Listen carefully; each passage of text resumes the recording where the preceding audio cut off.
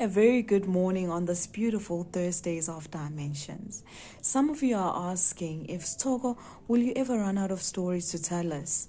The thing is, I'll never run out of encounters to tell you about. The challenge I can face is that some of the encounters I have in my heart and in my journals are not for the public platform. So that's where I can face the challenge.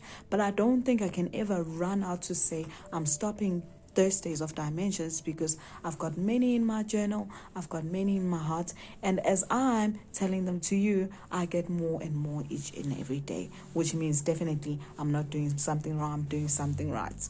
Okay.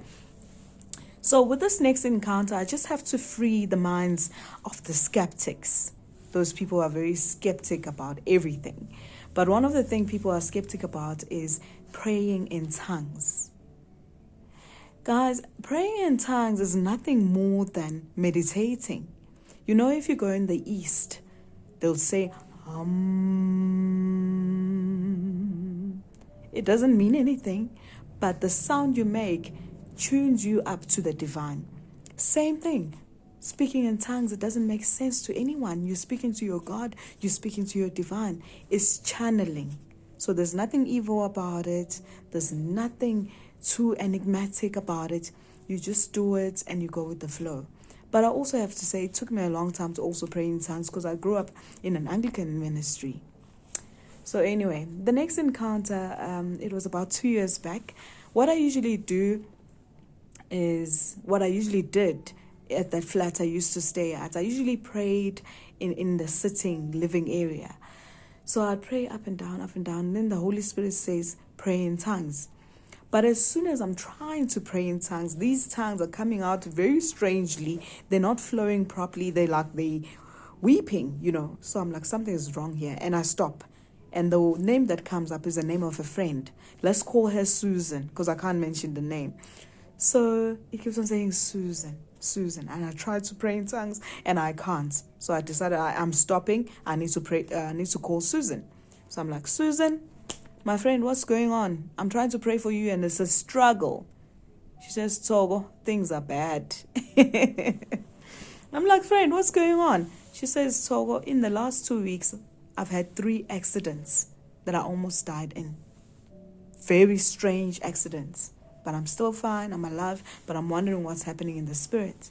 So I'm like, oh, my friend. Then it makes sense to what's happening to me when I'm trying to pray for you. And she says, that's not all.